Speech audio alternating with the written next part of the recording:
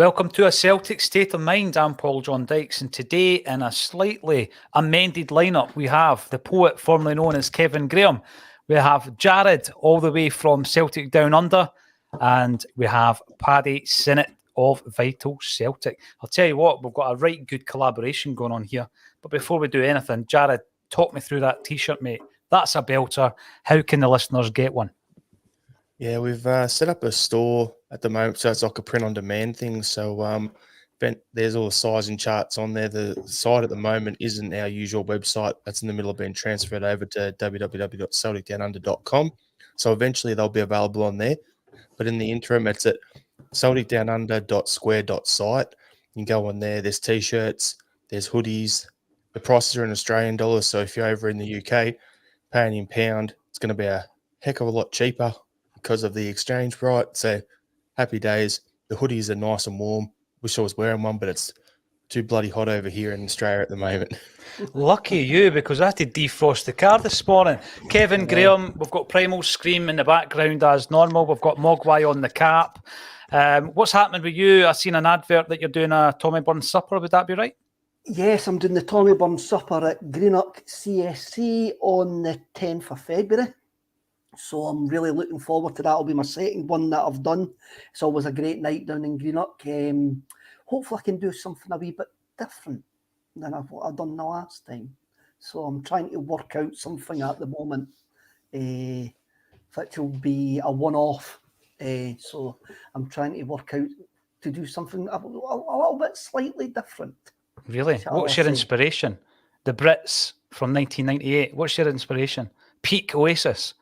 No, nothing to do with that. No, okay. I can't let my inspiration hang with it. It's no AC/DC anyway. So that's... No, cancelled. And Paddy, tell us what you've been up to at Vital Celtic, my friend. Just trying to keep up with the usual transfer rumours, nonsense. Try to see what's happening with Giakoumakis. It seems to be taking a lot of twists and turns, doesn't it? So we'll see how we got on today. But now, busy as always, trying to find the latest Celtic news to bring to my readers. Twists and turns, Tommy Burns, it all links in. It all links in. Now, earlier on this morning, Paddy shared what he thought would be the lineup. And I've got to say, I'm not just saying this, I agree wholeheartedly. We'll run through what Paddy thinks and what I agree with, and we'll ask Jared and Kevin if they would change the lineup against Dundee United this Sunday. Of course, it's a 4:00 kickoff, live on the box. Any of you guys getting a ticket? I know Jared won't be able to go. Kev, Paddy? Not for me, I'm afraid. No for me. It's one of the only away days I really miss, is going to Tannadice. Mm-hmm. Hopefully I can get back to going more regularly where I actually deserve a ticket for these games. So, but it's one of the grounds I miss actually going to is Tannadice. Had many a great night at Tannadice, many a great day at Tannadice. The Seed Dykstra game when Dundee United got relegated is always a highlight when the Celtic fans were questioning Seed Dykstra's second job, shall we say. And I think the last time I was there, Chris Commons scored a scissor kick. Oh, yes. That was a Friday night game, was the last time I was there. I can't wait to get back to places like Tannadice and that. I love Tannadice. It's a modern ground where they've shoehorned it into an old stadium. I love that sort of that future and past bolted together, and it shouldn't work, but it does work. A lot of stadiums have failed, but Tannadice hasn't seemed to fail. Like, it's still got an old school vibe about it. Yeah, I mean, Chris Commons, where did it all go wrong, Kev? Where did it go all wrong for Chris Commons? A fantastic player, particularly under Neil Lennon, but now not as revered by Celtic fans. Is it more to do with his punditry? Did it start going wrong that night in Mould where he was throwing abuse at the dugout? I was about to say, I think that was the start, wasn't it? Mm-hmm. Yeah. But what a player 100%. He was, Paddy. He was. I'm always sad when a player who put in a shift really embraced what Celtic was all about, him and his wife. And now, a lot of it's to do with the punditry, but that was unfair on Ronnie Dyla and John Collins that night, I think. And obviously things weren't right at the club. But yeah, will he ever get back in the good books, Jared? Once you've crossed that line, is that it?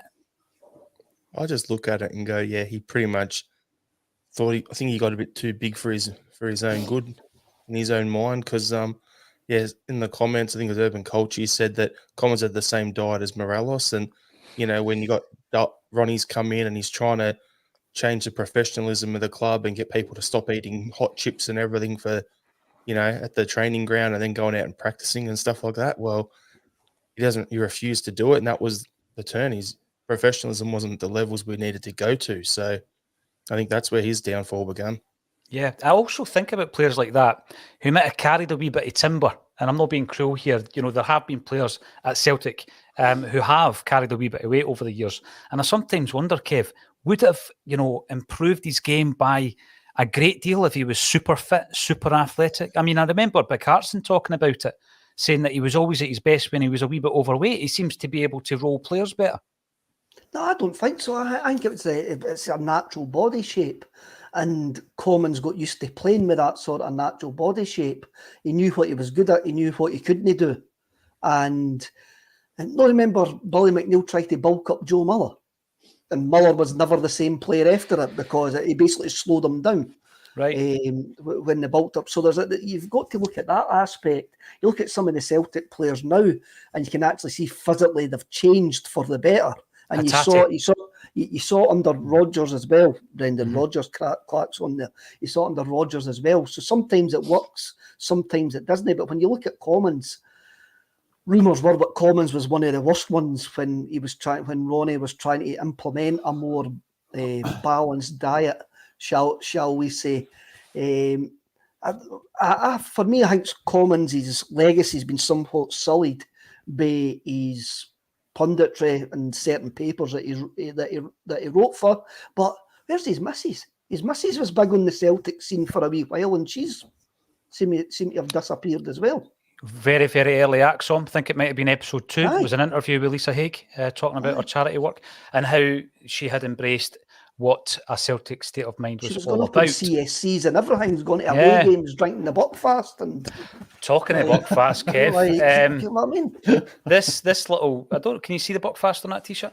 There is a reason this is here. I'll see if I can bring it up. Here we go. See, he's carrying a wee bottle of the Buck. You see that? This is one of this is one of the bands that have been in the studio. This is Mark Sharp and the Bicycle Thieves. Bicycles, aye. Right, and that t-shirt is ultra rare. That's one of the earlier t-shirts. You can't get your hands on that. But they were just during the week there announced as Lewis Capaldi's support band. So Lewis Capaldi keeping it real, bringing in one of the bands from his kind of home village, the area that he's from, and also they're all Celtic fans, obviously, right? So they've got great taste. And Mark Sharp and the boys are going to go on the European tour with Lewis Capaldi. Imagine getting that phone call, right? But what the boys are doing is so that they've got enough shekels in their pocket for a European tour, because I'm pretty sure you'll need a few refreshments along the way. They're doing a big hometown gig. Tickets are running fewer than 50 to go. The ticket link, I fired it underneath so you can support fellow Celtic fans, Mark Sharp and the Bicycle Thieves, supporting Lewis Capaldi if you want to go and see them live. Cracking band. And I must say, Mark himself is one of the best male vocalists we ever had through the doors of the studio. The guy is a real talent. So check them out. Check out our Unplugged session on the channel. Now, all focus starts with Paddy's lineup. I'm going to have a wee look at that. You announced it this morning. I'm going to read it through and then check if Jared or Kevin has anything to say about it, any changes to make. Then we'll work through the team one by one. So Joe Harton goes for you, Paddy, with Johnston at right back, Bernabe at left back, Starfelt and Carter Vickers in the middle. Your midfield 3 is Hatate, Moy and McGregor, with Maeda, Kyogo and Jota up top. Jared, I'll come to you first. Any changes you'd make to that team? The only question for me is, okay, do we go with Jota on the right wing or do we go with Abada? That's the only question for me. Everything else I would agree with. It comes down to, do we want someone with a bit more trickery in Jota or do we want someone with a bit more directness? Because we've already got Maeda who's direct, so do we go for 2 direct wingers playing with Giorgos there, or do we play for someone with a little bit more bit about them with the ball at their feet? Yeah, either option works for me in this situation. So I'd be happy to go with what Paddy's put out there, but at the same time, that's the only question. Listen, that was also my thoughts this morning, Jared, and I take into account that Abada seems to like to play against Dundee United. You know how some players, Kev, just fancy it against certain teams. They turn up against certain teams. The aforementioned wee Joe Miller loved playing against Rangers. He terrorised them. And I think Abada likes playing against Dundee United. What's your thoughts on Paddy's team and any changes you would make? I'm with Jared here. The only change I would probably make would be Abada for Jota. Jota's really, really frustrated me since we've came back for the World Cup. I feel that we should be getting, I want more for him. I think he's been a bit inconsistent. And I says it with Paddy and John. I think Abada's been hard done by the manager. A couple of times where he's been rotated, we can't say dropped because he doesn't really drop players, but I think there's been a couple of times where he's been rotated and I went, I can't see why he's getting taken out that side. I can see why he's been getting taken out the side, but Abada, I couldn't actually see it. I want to see more Haksabanovic, but I can't see where he gets into that front three just now. But I'm sure that he's going to have a bit of an impact for the bench. But that would be the only thing I wouldn't have Jota starting just because he seems to have went off the boil a little bit. That would be the only thing. Everybody else, I think, picks themselves if you're going on form at the moment or availability. And we also, he hasn't got the option of playing Josip Juranovic at left back now. So he's got to go with Bernabe. And again, I think his manager, now Bernabe's been a bit questionable. Like dropping him completely for the squad for the, what game was it? The St Mirren game? St Mirren game, yeah. St Mirren game. The guy's only fit left back at the club at the moment. He's a young lad. He's just came into the country. But then again, I couldn't tell you what sort of character, what sort of like characteristics Bernabe got. The manager probably knows that dropping them like that would maybe work for him. But for an outsider looking in, I thought that was a bit, wait a minute, that could go, it could go two certain ways, How would you work? What would be your motivation, Kev, if you get dropped? Do you want to prove the manager wrong? Or are you the type of guy that go in a sulk, go in the huff? You've worked with me for 5 years, John. Paul, you can I would go in the huff. That's what I would do. I've worked with you for 4 weeks now. No, I knew that answer. I would go in the huff and like write a poem about it. Put strange cryptic messages on Twitter and stuff like that, using emojis and rubbish like that, and try to get myself a move. But it depends. Obviously, Postecoglou knows the character of this guy, and knows that. We didn't ken. Maybe the guy had something else going on. Maybe there was something else in the background or something like that. I've got a theory here. I've got a theory for you. Could it have been that Bernabe hasn't played a lot of football so far this season because Greg Taylor's pretty much been, to me, player of the season so far. So Bernabe's barely had a chance to establish himself and get a run of games. Then suddenly he's in and he has to play 3 games in a week. He's not going to be able to just go from nothing to that. And then you look at with Juranovic being able to play left and right and his move coming. Okay, let's drop him from the St Mirren game. Let's put Juranovic in, give him a farewell match, give Bernabe a game off, so then we can get through to where we are now, where it's 1 game in the week, and just manage his legs. I think it's more than anything else.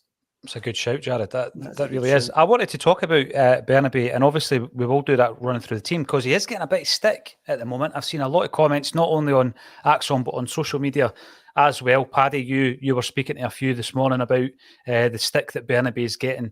It's interesting. We talk about form. We talk about some people, the jerseys are theirs. They're picking themselves, etc. But I think that the very fact we're sitting here and everybody on this particular broadcast agrees that Moyes a starter. If you had told me that before the World Cup, and by the way, I've never really been a critic of Moy, but I was more of a fan of Matt O'Reilly. But Moy has done enough to be that first pick. So we'll be talking about that also. And I want to know your thoughts on who is the first choice right back, because you know what Jared said there. I'll come to you, Paddy. Jared said about a player who hasn't had a lot of game time, playing 3 games in a week, and I totally agree with that. But that also shines a light on just how well Tony Ralston did when he came into the Celtic side. He'd kind of been out the picture for the best part of 18 months. Yeah. Maybe, I think, 2 appearances in that period. He comes in and he basically plays every game he's asked to play. But he's dropped out of favour at the moment through injury and Johnson coming in. I'm going to ask you the question, who is our first choice right back now? I think it is Johnston. I don't think it's Ralston at the moment. I think he'll still play second fiddle, simply because Johnston is an Ange signing, isn't he? So what did they spend on him? 3 million quid? Was it 3.5 million quid? I can't see spending that kind of money on a fullback and then all of a sudden deciding, nah, he's not good enough. We'll get Ralston back because he's back for injury. And by the way, Ralston's done nothing to warrant being dropped, like you say, Paul John. He's come in, done a job, and he's done it consistently well. Look at his last minute goal against Ross County. He's great defensively. He's good at going forward. He bombs forward. He can pick a pass. So I think the good thing about it is there's going to be decent competition there. I think that's what we need, and I think, but I still believe that Johnston will be the main man. Yeah, it's an interesting one, Jared, because I totally agree with you, and I think that's a good theory on Bernabei, and also the fact that Juranovic was leaving, and you give him, you make sure his last game wasn't that game at Ibrox, basically, right? As well, you don't want that to be the memory. But when it comes to the right back position, Johnson's not really put a foot wrong, but I don't think Ralston has either. How do you manage that? How do you keep both players happy? It's a tough one, but I think realistically, how many games a week do we tend to play? 2 games a week. So it's like what we used to say about Bruni when he was getting a little older and his legs were going. We needed to find that other replacement, number 6, to come through, who can play that, that 1 game out of every 3, so we can manage him through. Now we've got 2 players for each position, so if you're at the right back situation, Johnson, to me, yeah, he's the starter. Ralston is this season's Turnbull, in that he started every game until he got hurt, and then he's going to struggle to get back into the team. Yeah, but it's great to have that option where we've got 2 quality right backs. So it'll be Johnston. We know Ralston can do the job. The way Ange manages things, and he always has, even since his days back here in the old NSL at South Melbourne, it's a squad game for him. So he'll look at it and he'll speak to his sports scientist, and he'll be like, oh, okay, Johnson has played 84 minutes in this game. He's played 90 minutes in this game. Okay, it's time for him to have a break. Let's get Tony in for a run and just go from there. And he'll just manage it that way. So everyone will still be part of it because it's a squad game. It's not about the first 11. It's about the team and, next man up, basically. That's the way he does it. When you talk about right backs, Kev, I always think back to that fantastic centenary season, which was the first season I started going to the games. The only player in that squad that played every single game was Chris Morris, who, by the way, had been playing as a right winger for Sheffield Wednesday reserves when we signed him. He played every single game at right back. And the right back position had basically been Jim Craig, Danny McGrain, Chris Morris. So I'm being brought up with brilliant right backs, overlapping right backs. But I'm of the view that since we lost Lustig, we've not had a decent right back until Ralston was thrown in there by Ange. I just think every right back in between. Some might argue Elhamed was a decent player. I didn't mind Maurice Bauer. Colin Watt despised him with a passion. Frimpong, we got good money for him, but I didn't rate him as a right back. And all of a sudden, until last week, we had 3 really decent international right backs. We're now down to 2. How do you play it? Are you, on Jared's kind of train of thought with that one? I think you'll see a natural drop-off in Alistair Johnson, because at the moment he's playing through adrenaline, basically, joining a big club. He's got to get used to the training. He's got to get used to Angie's style of football. And once Ralston is fully fit, I can see him getting more game time than Alistair Johnson, just because I think Johnson's been thrown in at this period because needs must. And I don't think that's been perfect for Ange. He says it plenty of times. He says I've chucked players in when they shouldn't have been ready. But I do suspect that you might see AJ not flapping a wee bit, but dipping And it's going to be a natural dip. You saw it with Akati last season as well. You get the utter higher signing for a big, massive club, then you get the adjustment to signing for a big club.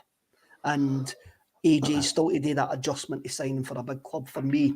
And I mean, we're talking about Greg Taylor being player of the season. I mean, Ralston was superb before he got injured. Yeah, Absolutely he was superb before he got injured. So he was better than Juranovic, Kev. He was better than Juranovic. Aye, definitely. Like, I think we were all saying that before Juranovic was leaving. We're going like, well, Juranovic hasn't been the best. For me, Juranovic was the best right back at the club, but he hadn't been the best right back he hadn't been the best playing right back this season. But he's the best right back at the club. That was clear to see. Yeah. And I think Alistair Johnston's got a great future at Celtic. But what we've got to expect is, I said the other day, it's got to be tough to play for Celtic. It's got to be, it can't be easy to come into the system and take the mentality on. That's going to wear players down and they're going to have a dip. And it's great that we'll have Tony Ralston to come back and when Alistair Johnston does have that dip. Yeah. That's because that dip's going to come. For sure. Jungle Lion, you're in on the comments. We've got just about 600 watching live, which is tremendous for a Friday. Hopefully everybody's looking forward to their weekend. Jared, incidentally, what time is it over there? Coming up on midnight. Oh my goodness, that is dedication for you. Thank you for that. Jungle Lion, having 3 hungry strikers at the club. We're jumping from right back to centre forward now. It's no bad thing. Did Larsson, Sutton and Hartson no harm? It certainly did not. Let's talk about Giakoumakis before we get delved back into the defensive discussion. There's a story running at the moment that the deal that we spoke about yesterday, actually, I called it Atlanta City yesterday. That was my mistake. It was Atlanta United. It has transpired. It's not a permanent deal they're looking for immediately. Paddy, what's the latest on that? What can you tell us about that deal? Well, that report came from MLS Soccer in the US. I think it was out at 4 o'clock this morning, some silly time, or it might have been late last night.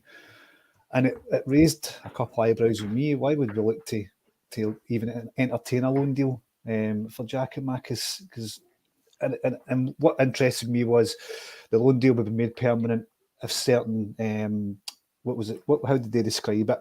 Certain incentive-based performances or something like that was met. So what exactly does that mean? Does that mean how many goals he scores? Does it mean how many appearances? What if he doesn't meet this criteria? Does he come back to Celtic? What goes on? So for me, it was a very, very strange,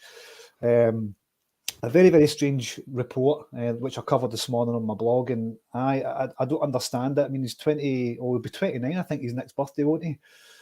So if he's looking for his next big move and he is chasing a decent wage, I don't think a loan move's the best way to go about it. And I don't think the club should be entertaining that either. I think we should be looking to move him on permanently. Very, very strange report for me. I did think it was quite strange. And I was thinking as well, Jared, that, Juranovic, he's a player that from the very beginning of the season, there was all the speculation around him and the names that were getting thrown into the mix were big clubs. There were a couple of English teams involved there. Barcelona were mentioned. And then, yeah, exactly. And what actually happened, though, was when it came down to it, we were kind of left with a potential loan to buy to Serie A. And the team that eventually bought him hadn't even been quoted till the kind of last minute. Jared, do you think it's a case of that way, Giakoumakis, that there's other deals being done, other discussions being done, and we're simply not aware of it? Potentially, but it also could just be, he's in the huff. He's got his agent reaching out to anyone and everyone that he knows within his phone book. And for me, I look at it and go, if he was to go to Atlanta United, for instance, Atlanta's a nice city. It's been there a couple of times. It's all this sort of stuff, right? It's a nice place, but at the same time, you're a top scorer in the Netherlands. You're a top scorer in Scotland. You've just played in the Champions League. Why would you want to make that move at that age? It makes no sense to me. And then, so I don't know. I just don't think it makes sense. But in terms of the transfers, like you were saying there, Paul, there's probably more going on. There's probably his agents talking to all these clubs, but they're like, how much does Celtic want for us? And then as soon as he says, they're going to want this amount, yeah, it's out of our budget. Would they loan him to the end of the season because they want to try before they buy, sort of thing? No, we want a permanent, or we want a loan with a guaranteed deal. And then clubs would balk at that because they don't know what their finances and stuff's going to be like, so they can't afford him. Yeah, that's right. And I think that we're in a situation, Kevin, where we're in control of this. Yeah, we have brought in another striker who we'll talk about, right? But we're in control of the situation. He's under contract until 2026, I think I'm right in saying. And he is, as Paddy says, he's getting to that point where he's hitting the peak age, generally, for a footballer of his type. And I also think that if this chat around, performance and then renegotiating a deal somewhere down the line, if that is the true chat, has he done enough to get more than what he started off with? Because he's not a first pick, Kev. And at the moment, he doesn't look as though he's going to be a first pick between now and the end of the season. There's something about this whole situation that utterly stinks. And they haven't quite managed to smell quite what it is yet. I mean, the American club, if that deal what's Paddy just tell us is true, that's like when you go through an airport and you spray on the most expensive aftershave that you can get with no intention of buying it whatsoever. You just want yourself to smell good when you go into the plane. What an analogy. They're just taking the mickey. You're telling them to bolt. You're telling them get out the room. You're not even reading the room here. You're not even close to signing this boy. As if you think that's going to be good enough. The Italians doing the loading to buy, that seems to be quite common in Italy, and that's all to do with financial fair play and stuff like that, and accountants issue. But there's something just quite rotten about this whole situation whatsoever. And it begs the question is, why is nobody in Europe coming in for the top goal scorer in Scotland and the top goal scorer in the Eredivisie? Why is there not even some non-marked championship club coming in? Like, to offer the money that Celtic are going to be looking for this player. Yeah. It just seems really, really strange to me. If he wants to move to the MLS, it's got to be for money. But to answer your actual question, no, he's not worth 25 grand a week. If he's looking for 25 grand a week, he's not getting it for us. No. Do you not think it's weird though, like how the top goal scorer at Eredivisie didn't go to one of the major clubs in Europe? Like, I'll rephrase that: one of the biggest leagues in Europe, because normally that's the case, isn't it? But he ended up at Celtic for £2.5 million. I'm going to get called negative again, Hughes Paddy, but I think it was extremely obvious when you actually see him play why he never went to one of the top leagues in Europe. The obvious thing as well off the back of that was, okay, he was the top goal scorer, but half his goals come from the penalty spot. Yeah. And his goal scoring record, Jared, prior to that season wasn't great. And at his age, you're thinking they're all obviously as well, Kevin, they're not just going to look at the goals tally, they're obviously going to look at his data. I would need to ask someone like Alan to fill me in on whether or not, he scores high in all the various metrics that these bigger clubs are definitely going to be looking at. But my take on this is that we've signed and straight away you're thinking, right, it's a wee bit like Johnson, we're getting a player in before the replacement's in before the player leaves. So we bring Johnson and Juranovic leaves, we bring Owen, and then you're taking it for granted that's because Giakoumakis is going to leave. But I just think there's another way to look at it. And yeah, we were being called a bit disrespectful for saying was a project signing. But all I meant by that is that you're certainly not signing him to take Giorgos' jersey at this moment in time. There's no way is going to come in and be a first pick. By the way, Moy did it, right? So, I stand to be corrected if it does happen. But he's definitely back up for Giorgos. And I just think that that's too thin pickings for me between now and the end of the season. Paddy, I'll come to you first. I think, right, that even if you are looking at Giakoumakis to keep him here until the end of the season, I mean, we've already got one cup final coming up. We're going for the league. We're going for the treble. And I think a player like Giakoumakis, with coming in, we're having those three out-and-out strikers at the club. We're going to be, very, very strong in that department. You take Giakoumakis out of that, even if hits the ground running and he's a major success, I still think it's too thin to be running with two strikers. What's your thoughts? It is, but what do we do? Do we run the risk of keeping a player that's unhappy at the club for the rest of the season, which could probably cause more damage than not having him? And like some of the guys were saying in Wednesday, we could put Maeda up there. I'm not really a fan of that. I think Maeda's probably best out in the wing, where he's been sensational the last 4 or 5 games for Celtic. So unless there's plans to bring in another striker, but there's never been a rumbling of any sorts to bring in 2 strikers this window. So I agree. I think if Giakoumakis goes, we're thin. We said it on the pod on Wednesday. And I think that if we go down that road of having Maeda up there as back up to Kyogo, I'm just not convinced that would work.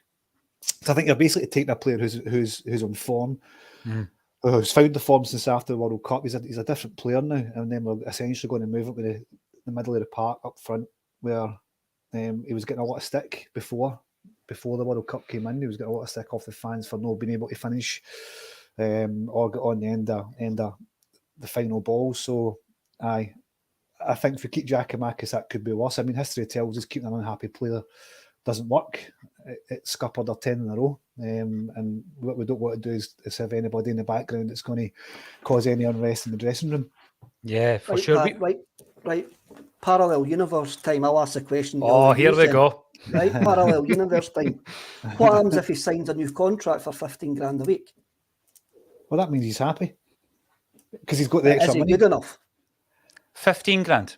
As a backup striker, I would say, aye. I would be happy with that as a backup striker, and then we look to the summer. I agree with that. I've just stole your thunder. I've just stole your thunder there, Paul John. Sorry. I agree with that, Paddy. I think that I've said for a few weeks now, I don't mean you just give him what he wants and you break the wage structure of that, Kev, but give him enough to make him happy and keep him happy at the end of the season, and then let's return to this kind of discussion. On the point of Maeda, what I love about him out wide, Paddy, is his defensive qualities. Yep. He really does help out the fullback, the inverted fullback situation. And I know that Jared, your Celtic Down Under colleague, Liam, rates him through the middle. He does like him through the middle, Maeda. What's your take on this? Because obviously Abada can also do that job. You know, he can get more game time through the middle. I've said that one of the biggest issues Giakoumakis has is his lack of versatility. You can only play one position, and that's why he's not getting game time elsewhere. What's your take on it? If we could do, as Kevin's parallel universe suggested, if we could do him an improved deal, would you do it? Would you keep him? No. I wouldn't, just for the fact that what you just touched on. Ange likes players who are versatile. Yeah. Yes. Okay, so we've got Kyogo, who's one type of striker. We've got Giakoumakis, it's a different one. O is more in the middle of both of them, which is good. O is also, Kyogo's 20, just turned 28, I think it is. O's 21, so it's the production line. You've got your starter, you've got your young guy coming through. So I thought we needed one more striker anyway in this window, even if Giakoumakis stayed, to be that third stringer guy to develop for future seasons. But now, if Giakoumakis moves on, fine. We've got to either bring someone else in, or is it Kenny comes up and be that third striker and knows the backup?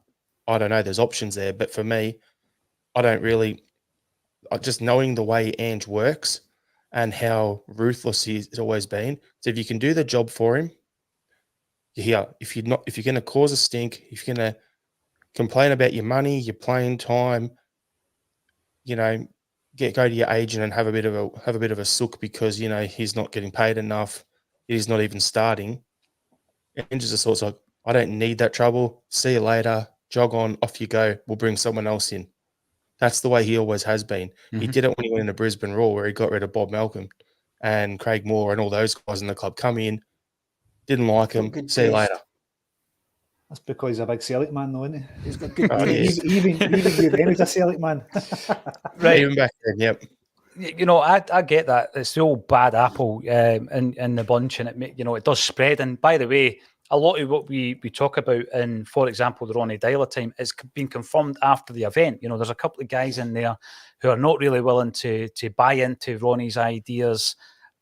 By the way, mainly senior pros. The younger guys benefited massively from it, and they did buy into it.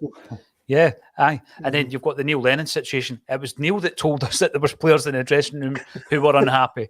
And by the way, I think that the one guy, because so far I reckon, right, so Giakoumakis has done his wee bit on the socials and all that, but in terms of his performances, I've not seen that that Edouard drop off, as it were. And I didn't see it with Ayer. I don't think Ayer did that. I always thought he approached every game the way he always did. But again, if we keep him and you don't give him that improved offer, Kev, because we're not obliged to do it, then you might see that there's a bad egg in the camp, and that is the worst case scenario. So you can see how it's something of a dilemma for Ange. Or, as Jared says, there's no dilemma. If you're unhappy, on you go. Don't think I'm kind of looking at this a different way. I think if you got to the summer and none of this had happened at all. Giakoumakis was quite happy. There was wee talks about a deal such and such. We got to the summer. I think Giakoumakis would have got moved on anyway because he's no good enough for what Ange Postecoglou wants to take us. I think maybe Giakoumakis got wind of this and knew it himself. By the way, I'm going to try and need to get out of here when my stock's at the highest. He's created a bit of a fuss. His agents realise that there's no good sweetie shops want him, and he's sitting there now going, what am I going to do? Do I go back with my tail between my legs, knowing full well that I'm going to be gone at one point, knowing full well that the club's probably bringing my replacement right away and could bring in another striker for South Korea to knock him further down the pecking order? I think he's tried to jump ship because he knew he was going to get pushed. And I do think he's maybe been intelligent that way and saw the writing on the wall. I mean, by the way, if I've got this clause and I've done the inverted thing in my contract, which means I can get away from here quite easily, then he's tried to press the nuclear button and missed.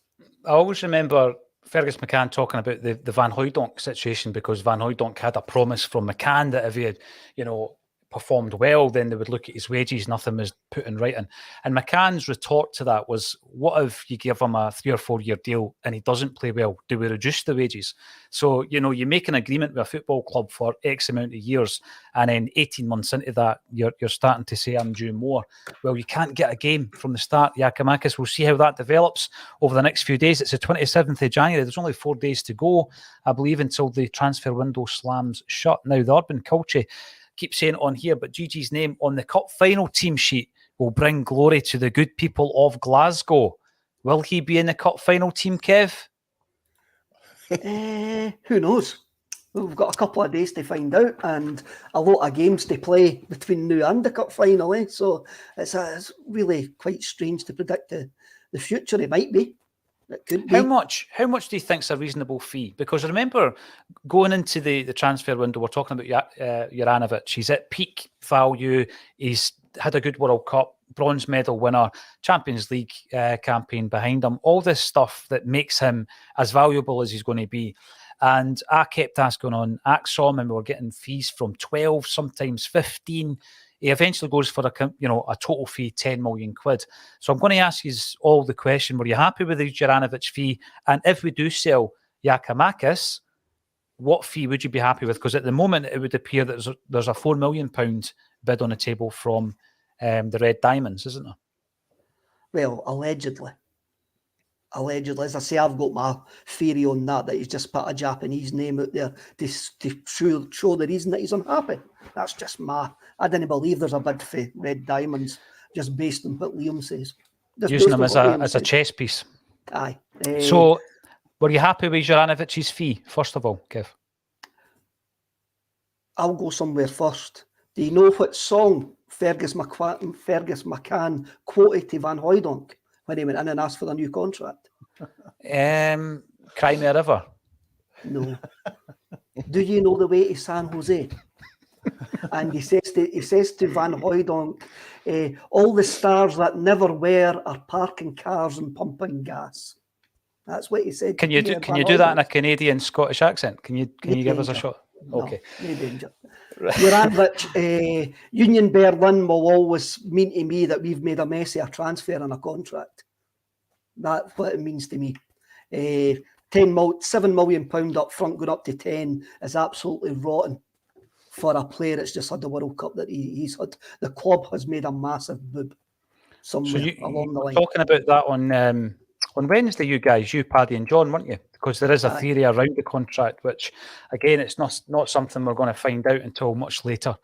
But that's your thought then, Kev, that we've messed up the contract on that one? Well, you just have to look at the fee. I mean, and where he's ended up going as well, it's another one where his agents maybe thought he was going to get a bigger club. He's ended up going to a German Union Berlin, who are sitting second in the Bundesliga at this precise moment in time, but they're not a very big club, really. Celtic are a far bigger club in Union Berlin. Has he seen that as an in? As another stepping maybe seen stone? it as an in to get another move somewhere else in the Bundesliga, maybe. But to get £7 million reportedly up front for a fullback who's a full creation international, who's just had the World Cup that he's had, whose stock is at the highest, doesn't make sense. Right, I'll come back to you on the Giakoumakis fee then. What was your take on that, Paddy? Because again, we were in control of the situation. He was our player. It's not like we were backed into a corner like what Hibs have been with a couple of their guys in terms of their contracts. Yet we get 7 to 7.5 million up front, rising to a potential 10. Were you surprised at that? I personally thought, and I'd said consistently, I thought it should be north of £10 million to start off with. All for the reasons, I don't want to regurgitate what Kev said, but all for the exact same reasons Kev has brought up. But I know you keep saying, well, you said that we were in control, but will we really? If that rumour about contracts and etc. is true, maybe we weren't as in control as we thought we were. Granted, they had 3 years left in his contract, and after that World Cup, we should have easily got north of 10 million. I forgot to mention the contract left as well. Aye, and that's what I thought. I thought we could have got maybe 10 to 12 million. I think 7 million is cheap change, especially for a Bundesliga club. All this nonsense about going to Barcelona and Real Madrid, that's just all agent stuff. That was never happening. That was all pie in the sky nonsense. I include the Manchester United story in that as well.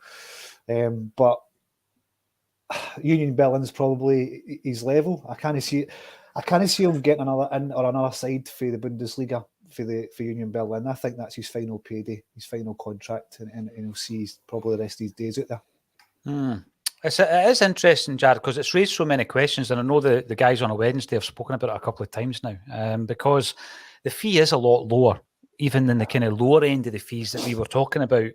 And he has gone to a club that, albeit they're sitting second, historically and even in the near history, it's not as though you would regard them as a successful German club in terms of honours, etc. So is it a step up in league? Yeah, I think we'll put our hands up to that, but certainly not in club, is it? No, not at all. For me, I was like, I didn't even know Union Berlin existed. Like, for me, it's always been Hertha Berlin. That's the Berlin team. Like, the Bundesliga tends to be one club per city or per town over there in general. So the fact that he's gone to Union Berlin, and I'm like, who are these guys? I thought they'd be down the bottom. So the fact that they're in third at the time and they're in second now is decent, because he could still be in the Champions League next year if they hold where they're at. But realistically, I'm looking at it going, he tends to make a move every 18 months to 2 years over the course of his career. So he's 28 now. He's probably thinking, if I go over there, I do well for the rest of this season and next season, I can get a move. Say Frimpong, for instance, was to move on to somewhere else, go to Leverkusen. There's his next move. Try and get to Dortmund, something like that. Get to that sort of level of club for his next move, for his last payday when he's just under 30, and he can sign for a 2-3 year deal and make a bit more cash that way. That's probably what he's thinking. But in terms of the club that is Celtic, the history of the club, the fan base, the fact that, you had video clips and TikToks and stuff made about him with that fireball, he had everything. Your hero worshipped here. Over there, not so much. It's not going to be the same. No, so right. we got massive unders on what I thought we probably should have got. Yeah. What precedent does it set, though, Kev, for this next deal that we're talking about, Giakoumakis? Clubs are thinking, fair game. Right back, World Cup, get them for 7.5. So a guy that's not getting a game, we'll try and undercut them a wee bit here with the price. Is that what's happening so far? Is that why the only fee that we've seen so far being floated is £4 million? Now, I know that would mean that we've made a profit on them, but £4 million? It seems a bit low, especially you look at the clubs that are interested. There's no English teams interested. If an English team's interested, even an English Championship club, that figure goes up. It does go up because that's loose change to them. £4 million. Why did we get the top goal scorer for the Eredivisie for 2.5? Why? That doesn't make sense. Does the 4 million make sense? Probably no. But he's a top goal scorer in Scotland, and like it or lump it, playing in Scotland comes with a sort of tax where you didn't get actually what the player could be worth. And for a guy who's having an Indian summer in his career, 4 or 5 million is probably a decent deal. A guy that's turning 29 in the summer, who's only been top goal scorer in Scotland and Holland in the last 2 seasons, and does lack. There's no room for development in Giakoumakis, and teams will see that. But I'm surprised. I'm really surprised that there's not a team down south willing to take a punt on them. I mean, some of them pay like £8-9 million for throwing coaches, and they're not going to try and buy a guy who's been a proven goal scorer in the last 2 seasons. A throw-in coach, £8 or £9 million for a throw-in coach. I mean, that's all they're aged in there. But there's no struggling club or a club at the top of the championship wanting to take a punt for what is them sweetie money on a guy who is a proven goal scorer. That doesn't make sense. You've got £5 million on the top end of Kev's chat there, Paddy. If we were to sell him for 5, what would your thoughts be? I would say 5, considering his age, possibly is all right, I suppose. I would say anywhere north of 6 million, maybe close to 7 would be better. It's like I was saying on Wednesday, the striker is that sexy position, isn't it? It's the one position that gets people excited. It's the one position that gets all the glory. And it's the one position that Giakoumakis has proven that he can do in the last 2 seasons. I think the only problem he's got is he's not getting that regular game ahead of Giorgos. And people will see that. They'll ask the question, well, if he's that good, why is he not getting picked? Why is he not a starter? You can probably hear my dog in the background there. So agreeing with you. I'll mute myself in a wee minute. I think she's shouting Rangers, I think. Sell, mate. I know, I'm not going to boot her one. But I think I lost my train of thought there because of my dog. But I think anything up to 6-7 million would have been probably the right kind of price. But I just think it's interesting that the players we're talking about who are leaving for these low fees are the players that were signed last summer under the old CEO. I just think it's a bit strange. Yeah. Now, basically, the crux of this, Jared, is going to be that we paid around £5.5-6 million for the 2 players that we're discussing here, and we are probably aiming to get about £15 million in for the 2 of them. And when you look at the fact that we've brought in 2 replacements, maybe for the same prices that we paid for the guys that have moved out, and we might not be any worse off with not seen O in a Celtic jersey yet. Do you see that as kind of half decent business? Because I mean, Johnson's 24, O's 21, Giorgos and Giakoumakis and Juranovic are 28. So, you know, if you look at it in simplistic terms, it's pretty shrewd. But I just think we got to a point where we were thinking, oh, we'll get maybe 7 for Giakoumakis and 12 or 15 for Juranovic. And that's where the disappointment comes in. Well, it's smart in a way because you don't really want to end up with these older players who you're paying a crazy wage to and you can't move them on when they're in their 30s. Like when you look across Glasgow and you've got McGregor, Arfield, Davis, these sort of guys who are getting a fair chunk of cash, but they're old. So the fact that we're getting these guys who are hitting their peak, this is probably the best fee you could get for them. It's a perfect time to sell them. They've got years on their contract. It's good business. But in terms of the overall thing, these guys leaving, okay, it's about the replacements coming in and they hit the ground running. Alistair Johnson has done that job, so I'm not stressing about Juranovic leaving at all. We've got that one covered. If we were to get, say, £6 to £8 million for Giakoumakis, just plucking a random number out of the sky here, if we were able to get that, I'd quickly return and see if we could get him in. Because if we could get him in plus O, and then you've got 3 strikers still, and look at the age profile of those 2 now. Giorgos hit 28 as well.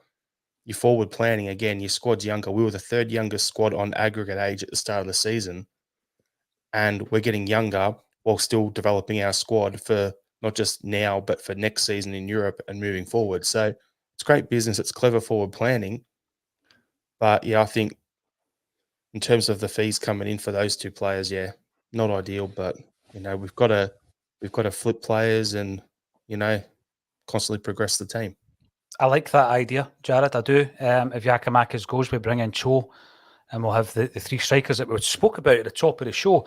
Thurban Culce is coming in to say good day to fellow Acsom addicts. It's brilliant to know that there are Acsom addicts out there. They work till Monday. Your dancer, well done. Superb. I'll be back in the studio on Sunday to cover the game.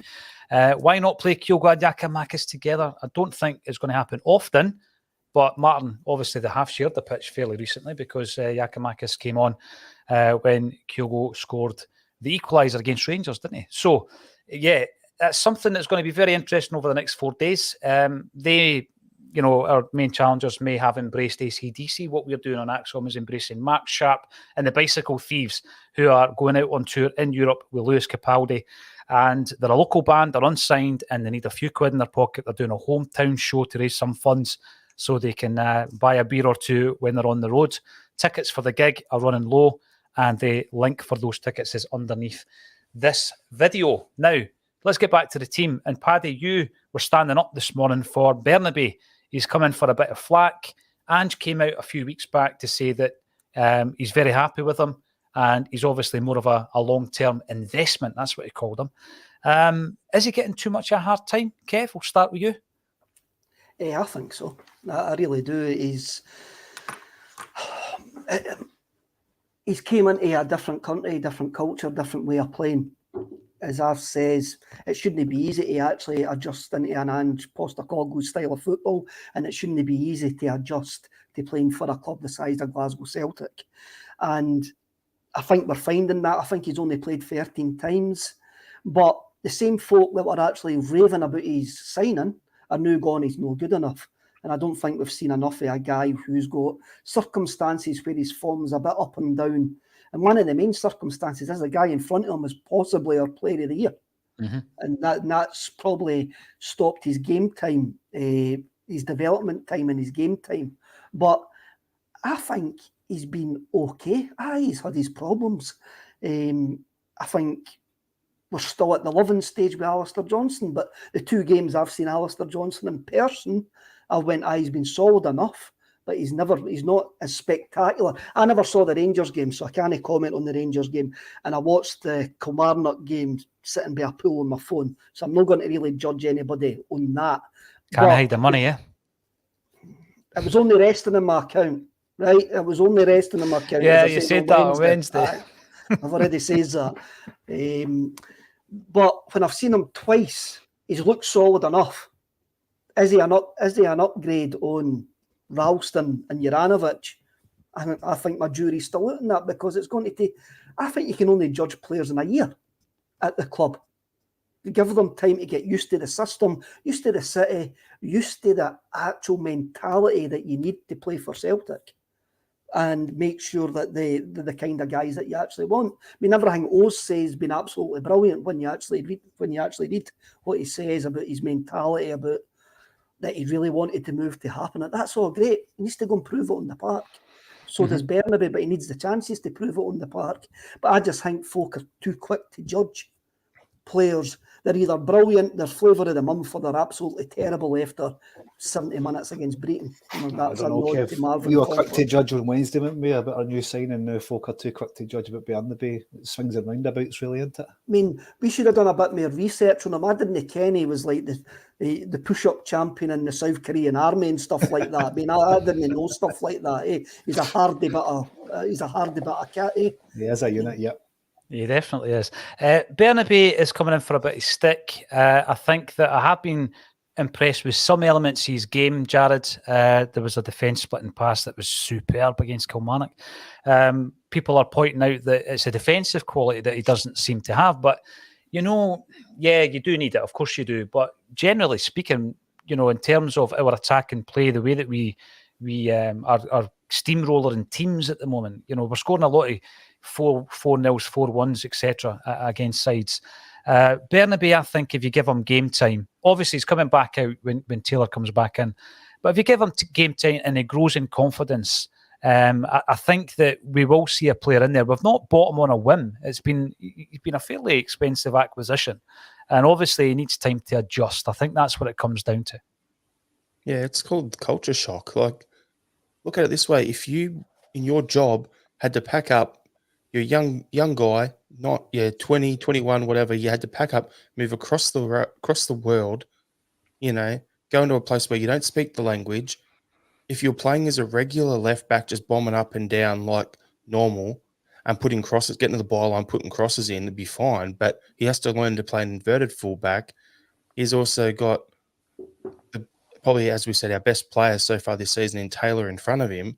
And then you got a fan base who don't have time to see young kids blooded into the squad, let alone a young, like ones from our academy always cop it, but also a younger guy coming over like this, because we can't afford mistakes, because one mistake here, one mistake there can be the difference between winning and losing the league. As a fan base, the furnace has turned right up. The pressure's on from day one. It's going to take a bit of time to adjust and get into it. And when you look at the other left backs that we've had in the last few years before this, Greg Taylor absolutely copped it when he first come to the club. Took him a few years to get to the level he's at now. You can have a look as well. There was, what's the other guy's name? Bolingoli. He was copping it. Mm-hmm. Black Salt copped it when he came to the club. And then there was, and then there was when Calvin Miller was playing as left back, helping us out as well. He was copping it. So it doesn't matter who it is. If it's a young left back or right back, they always cop it from the fans. Misplace one pass or don't clear one header correctly, suddenly there's 200 people on Twitter bagging them out. It's like, come on, be realistic. You look at how long it took, even with performance after performance, how long it took for Ralston to finally win over the fan base, Kev. I think Jared makes a great point there. It is so true.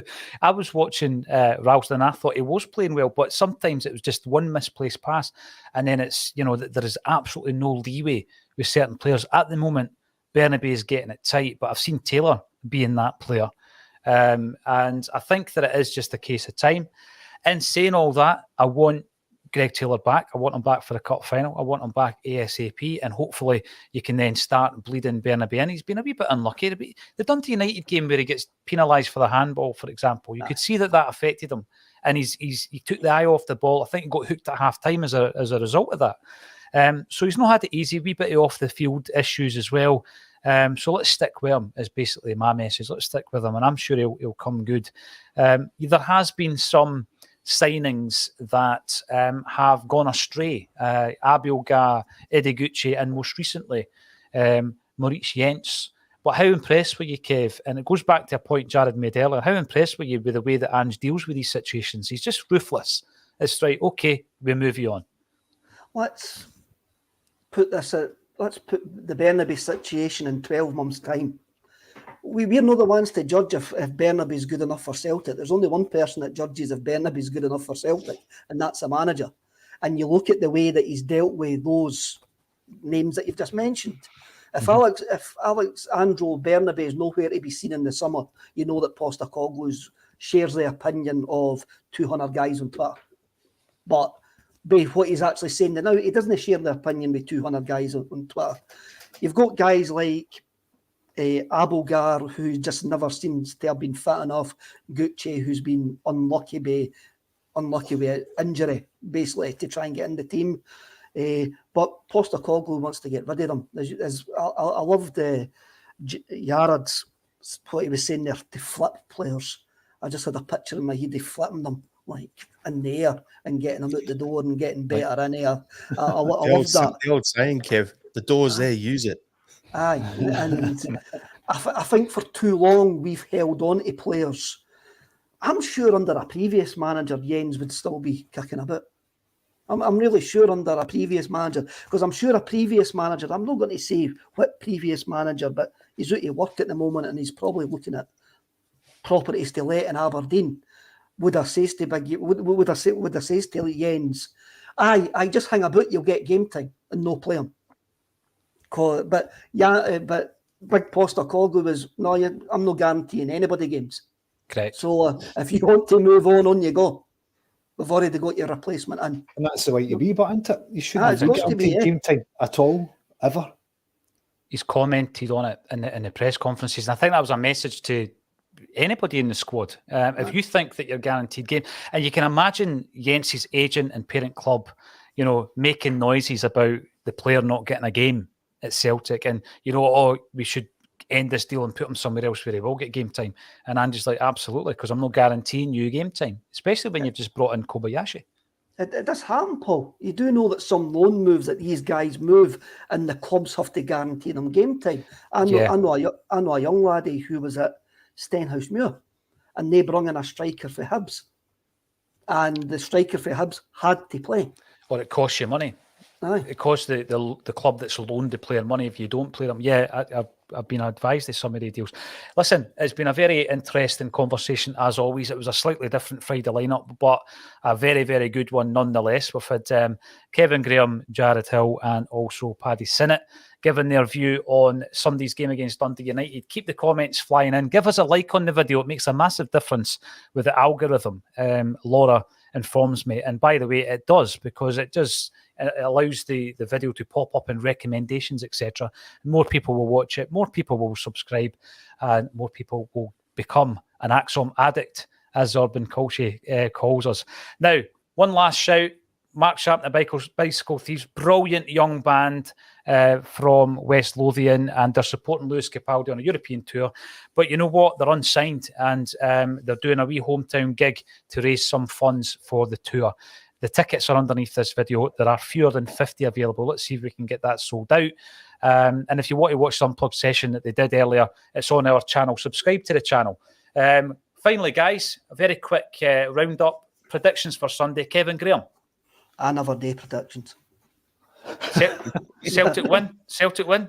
Of course. Right. Celtic will win. Nice. Paddy, give us a wee prediction. I'm going 4-0. 4-0 Celtic. Jared? Yep. 3-1 because of the way dodgy VAR incident. I'm just preparing myself for the worst.